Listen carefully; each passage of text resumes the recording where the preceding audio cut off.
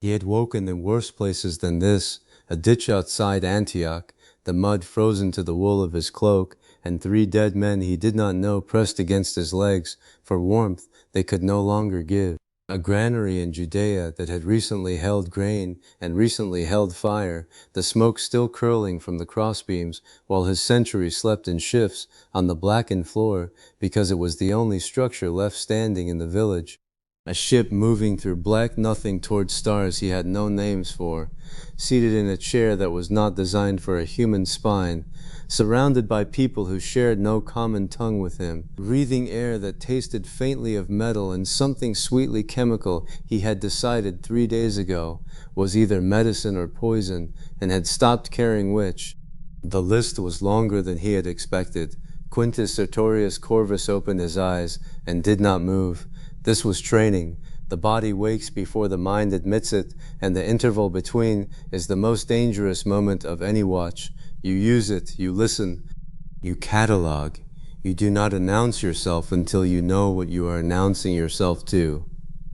The bridge hummed. He had been listening to that hum for how long? 8 days. 8 days since the cell, since the corridor, since the holding bay where he had counted 31 frightened people and turned them into 3 groups and given each group a task and watched the fear in their eyes become something shaped. 8 days and the hum had changed 3 times. The first day it had been erratic, a stutter in the lower registers that he felt more in his chest than heard. By the 3rd day it had steadied to a constant throb that reminded him of a mill wheel turning in a good current. Now it was smoother still, almost tonal, and he had decided, without evidence, without understanding, without any expertise in whatever arcane principle drove this vessel, that it sounded like a healthy thing. He did not know if he was right. He failed the uncertainty and acted. Numb, his eyes tracked to the bridge without turning his head.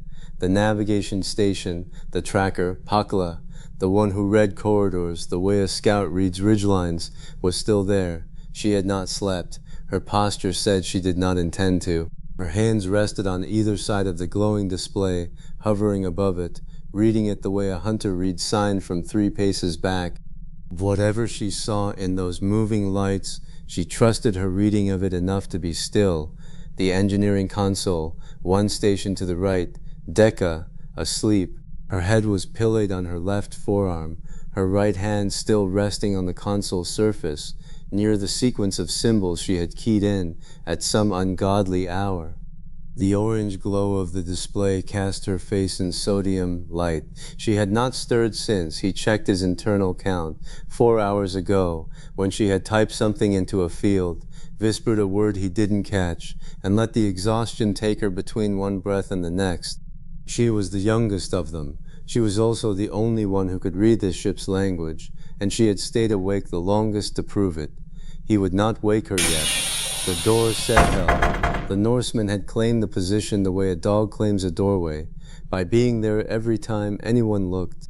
He stood with his shoulders against the frame, arms crossed, head tilted at the angle that meant he was listening to the corridor beyond.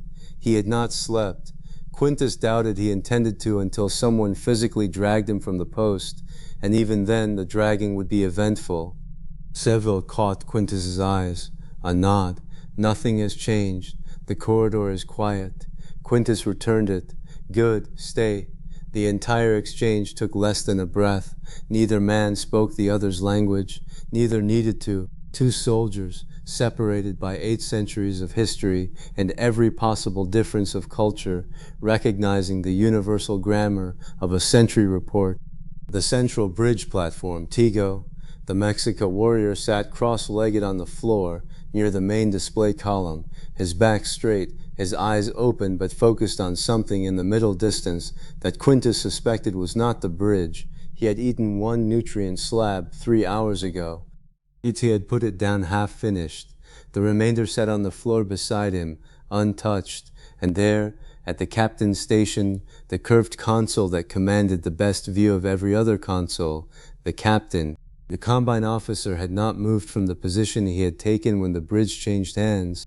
He sat in his own command chair with the stillness of a man who had run out of procedures to follow and was waiting for a new set to be issued. He had eaten his slab. He had not spoken since dictating whatever entry he had put into the ship's log. His face held no expression that Quintus could read, but his hands were still, and a man whose hands are still when his world has inverted is either broken or thinking. Quintus was not yet certain which. He sat up. The chair protested, some pneumatic mechanism shifting under his weight with a hiss. The bridge noticed. Pakla's eyes flicked to him and away. Savehill's posture shifted from guarding to reporting. Tigo's gaze refocused from the middle distance to the present. Only Deka slept on. Good. Quintus stood. His back informed him, with a thorough inventory of a body that had slept upright in armor more times than it had slept in a bed, exactly how much the chair had cost him. He catalogued the complaints: lower spine, left hip, the old injury in his right knee that had never properly healed after Ctesiphon, and dismissed them. He walked to the main display. The star chart was still running, Pakla's heading marked in a line of green light that cut through a field of amber and red markers he could not read but whose density he understood instinctively. Sparse where they were going, dense where they had come from. Whatever the avoided cluster was, whatever waited in the territory the Combine had marked as forbidden, it lay ahead in the direction of fewer markers, less traffic, less oversight. He had built a career on operating in places where the oversight was thin. Pakla did not look up from the display as he approached. Her hands remained still. The light from the chart moved across her face in slow waves. The ship's movement through whatever medium it traversed rendered as a gentle scroll of data she could not read but was learning to feel. Bachelology said. She looked at him, assessing. She had been doing this since the holding bay, watching him the way a hawk watches a dog, as a creature whose behavior reveals the terrain's intention. He did not speak her language. She did not speak his. But they had been operating in the same space for 8 days, and certain things had become clear through repetition and gesture, and the brutal economy of people who cannot waste words they do not share. He pointed to her, then to the navigation display. In the night, then I opened both hands and stepped back. You navigate, this is yours. She watched him for a moment, then she turned back to the display. That was acceptance. The command structure was not a decision, it was a recognition. Quintus did not call meetings. Meetings were for deliberative bodies with the luxury of time and the structural expectation of dissent. He had neither. What he had was a ship he did not understand, 600 people in various states of injury and confusion and linguistic isolation, a heading into unknown space, and the finite window before whoever had sent the recovery team realized the recovery team had been redirected and sent something else. So he did not convene, he walked. He found Hattori first. The man from the Warring Islands, Quintus, had not learned the name of the place, only recognized the culture's shape in the way Hattori carried himself, was in the secondary corridor between the bridge and the main holding sections. He was seated on the floor with his back against the wall, and he was watching a junction point where 3 corridors met. He had chosen the position with the care of a man who understood that information moves through choke points. Quintus stopped. Hattori looked up. Their eyes met. Quintus recognized the type, not the officers who led from the front, not the ones who commanded through volume, the ones who sat in the back of the command tent and asked the question that made everyone else in the room realize they had been discussing the wrong problem. The strategist, the ones whose value lay in what they saw. Quintus pointed to Hattori. Then he pointed outward, toward the hull, toward the space beyond. Then he tapped his own temple. You watch what's out there. You tell me what it means. Hattori's eyes narrowed slightly. He tilted his head. Consideration. He was, Quintus suspected, evaluating whether this assignment was a genuine distribution of authority or a polite form of exclusion. Quintus held his gaze. He had commanded men from 17 provinces of an empire that stretched from Britain to Mesopotamia. He knew the difference between a man who wanted power and a man who wanted purpose, and the night wanted purpose. After a long moment, Atori inclined his head.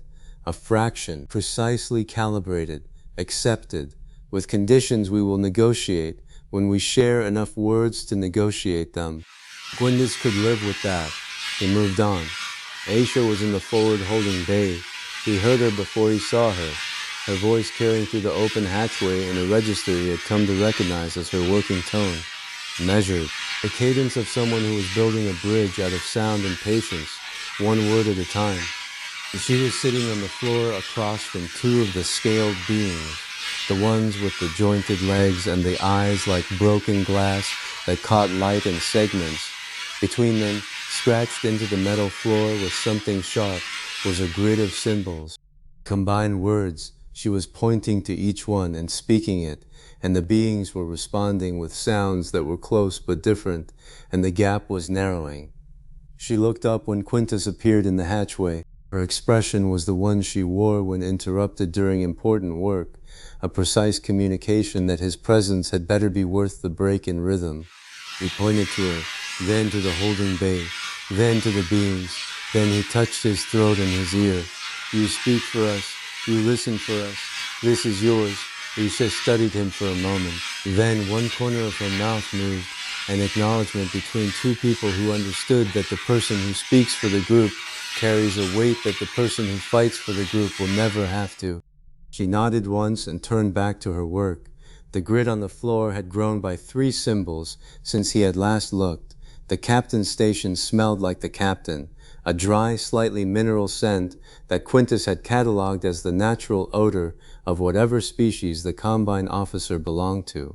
It was layered under the industrial clean smell of the bridge's air system and something else, like old paper or very dry wood, the smell of a being who had occupied the same chair for longer than Quintus had been alive. Quintus approached the station. The captain watched him come, those wide-set eyes amber, with horizontal pupils that contracted in the bridge's constant light, tracked him with curiosity.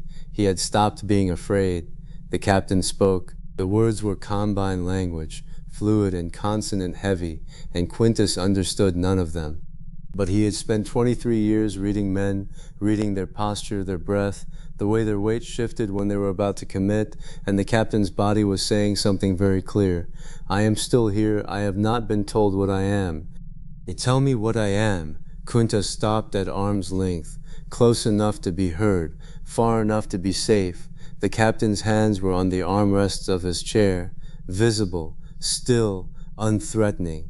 The captain spoke again, longer this time. The tone was steady, almost rhythmic, the cadence of a man delivering a report. Quintus caught the shape of it even without the words. Something about years, something about systems, something about knowledge. I have run the ship for 41 years. I know every system and every failure mode. If you want to keep it running, I am more useful explaining it than sitting here.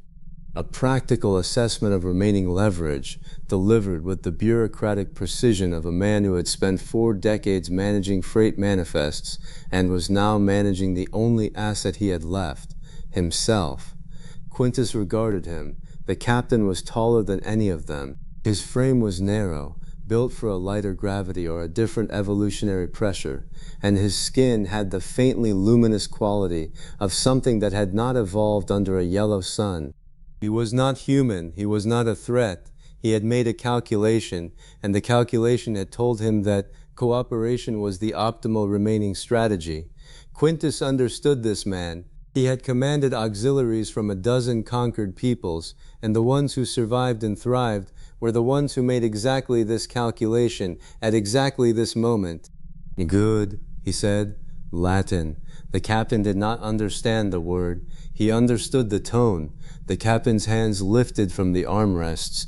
He turned in his chair and touched the console, tentatively, watching Quintus's face for the response. When no response came except continued attention, his movements grew more assured. Symbols appeared on the display. He pointed to them, then to the overhead light strip, then made an adjustment. The light shifted, warmer, steadier. He pointed to the display again, then to the air vents, then to a readout that Quintus could not read but whose shape looked like a countdown. Life support. This is how it works. This is how long it lasts. The captain was teaching. Quintus pulled a chair from the adjacent station and sat down beside him. Finding the slaver required going deeper into the ship than Quintus had yet been. The maintenance section was 3 levels below the bridge, accessed through a series of progressively narrower corridors that reminded Quintus uncomfortably of the approach to a mine. The lighting changed from the steady sodium orange of the operational decks to a dimmer, more intermittent blue-white that pulsed with the ship's deeper rhythms. The air was different here too, warmer, denser. The smell of working machinery, of lubricant and ozone and hot metal from systems being used hard. He found the slaver in the 3rd compartment. The combine officer was not hiding. This was the first thing Quintus noticed, and it told him everything he needed to know about what kind of man the slaver was. He was maintaining a piece of equipment. The device was mounted to the bulkhead, a dense block of what looked like dark ceramic, threaded with conduits that pulsed faintly with the same blue-white light as the corridor. Some kind of processing unit, Quintus guessed, environmental probably. The slaver had removed a panel from its casing and was working inside it with tools that were built for his hands, long-fingered, precise, the movements of someone who had done this 1,000 times. He had heard Quintus coming. Of course he had.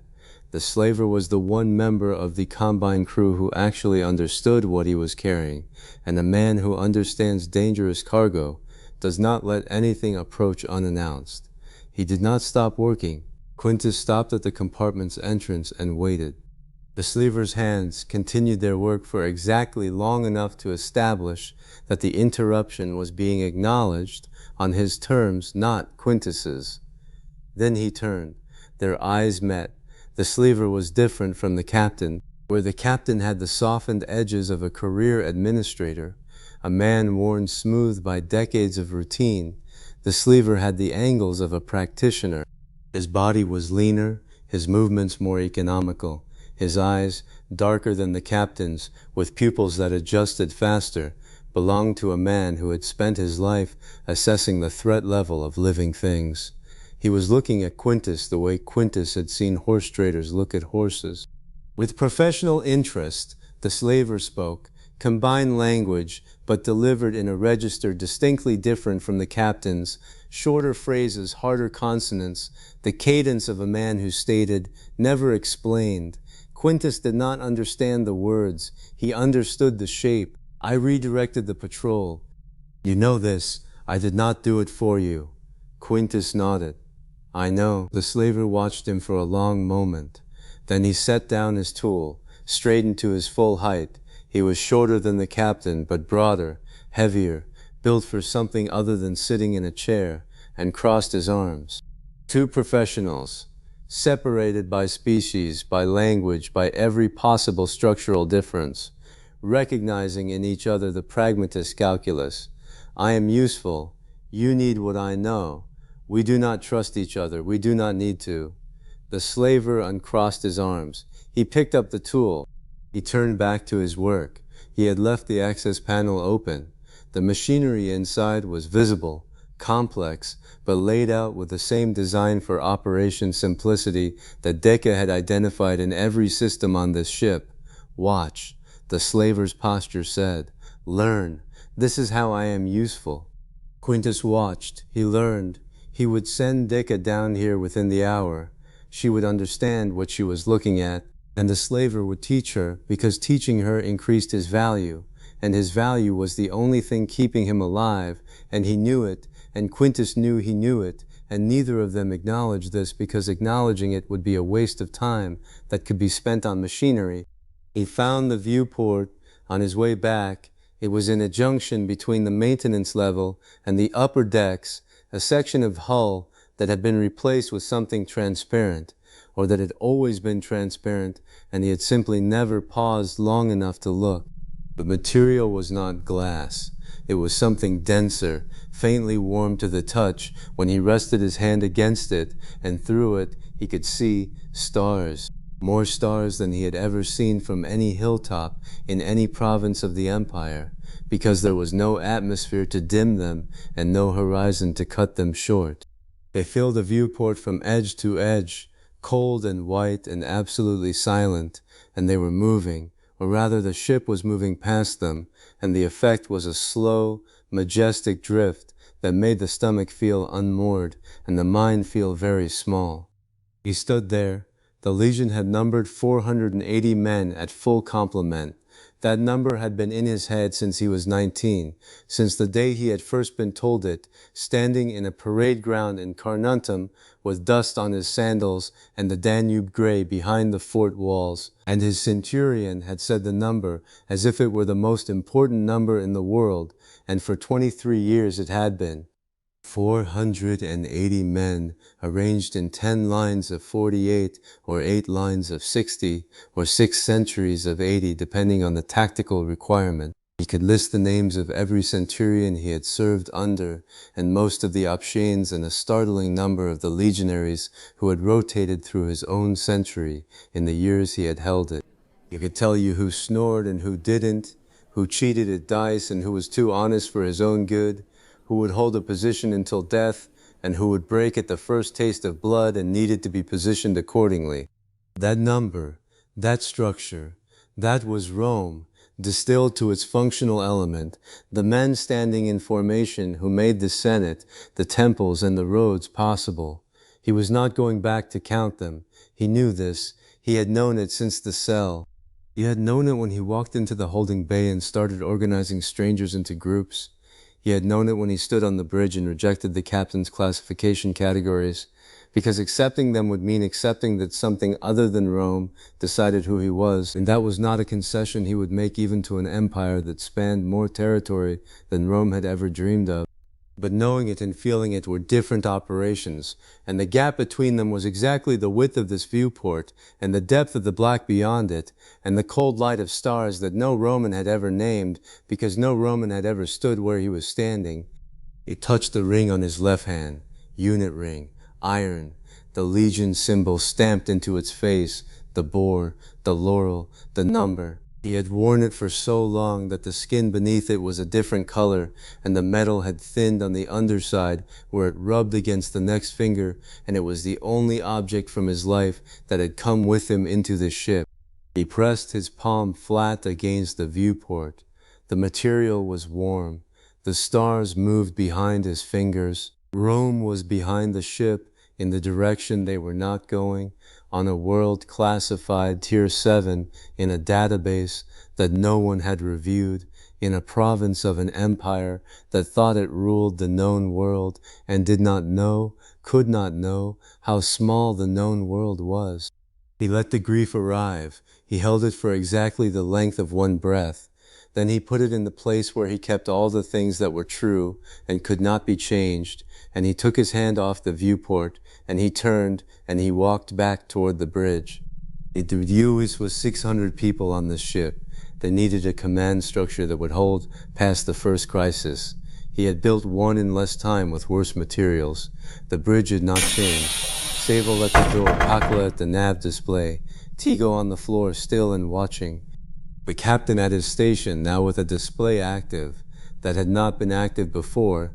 He had taken Quintus's attention as permission and was methodically walking through something Quintus suspected was a systems tutorial for an audience of one absent student. Decca was still asleep. Quintus crossed to his chair and sat. The pneumatic mechanism hissed again. He ignored it. He checked the nav display from his position, the heading held, the green line unchanged, the amber markers no closer than they had been. He waited for the ship to tell him what it needed next, for the pattern to emerge.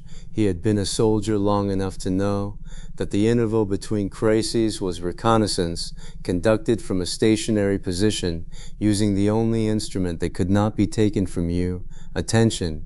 12 minutes later, Decca woke up. She woke the way he had seen field soldiers wake, all at once, no transition, from sleep to full awareness in the space between one heartbeat and the next. Her head came up off her arm. Her eyes opened. Her hands were on the console before her vision had finished focusing. She was reading, scrolling. Whatever she saw on the display, she was processing it with the systematic speed of someone who had been trained to triage information, take the critical items first, file the rest. Then she stopped. Her hands went still on the console. Her shoulders tightened. Quintus recognized it. Focus. The focus of someone who has found the thing they were not looking for. She scrolled back, read again, scrolled forward, read a third time. Quintus, he was already standing. She said his name in the way of someone who has learned it recently and is still testing its weight. Roman, 2 syllables, the emphasis on the first, the vowels slightly flattened by an accent from 2,000 years after his death. But she said it clearly, and she said it with urgency, and that was all the language they needed. He was at her console in 4 strides. The display showed a navlog, entries in combined script that he could not read, but whose structure he could parse by position, timestamps on the left, coordinates in the center, status markers on the right. Decca was pointing to an entry near the bottom of the log, one that was highlighted in a color he had not seen in the display before. Red, not the amber of normal traffic. Red. The recovery team, she said. She spoke slowly, choosing words he might recognize from their shared working vocabulary of gesture and repetition. Their new heading. I thought last night it was a destination, a place they were sent to. She pulled up a second display, a map, the green line of their heading, and another line, red, that did not end at a point. It intersected theirs. It's not a destination, Decca said. It's an intercept. Whoever redirected the team, they thought it would take us longer to take the ship. They calculated our speed based on the old heading. We're faster now, on Pakla's course. She paused, and fingers moved on the console, running the calculation again. But they'll adjust. They're already adjusting. The intercept line shifted 6 hours ago. Updated coordinates, tighter angle. She looked up at him. We have less time than I thought. Quintus looked at the red line cutting across the green.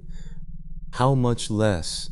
Decca checked the calculation a second time. Her fingers moved through the sequence with the precision of someone who understood that this particular answer needed to be right, because the distance between right and almost right was the distance between arriving somewhere and being caught in transit. He checked it a third time. I'm still checking, she said.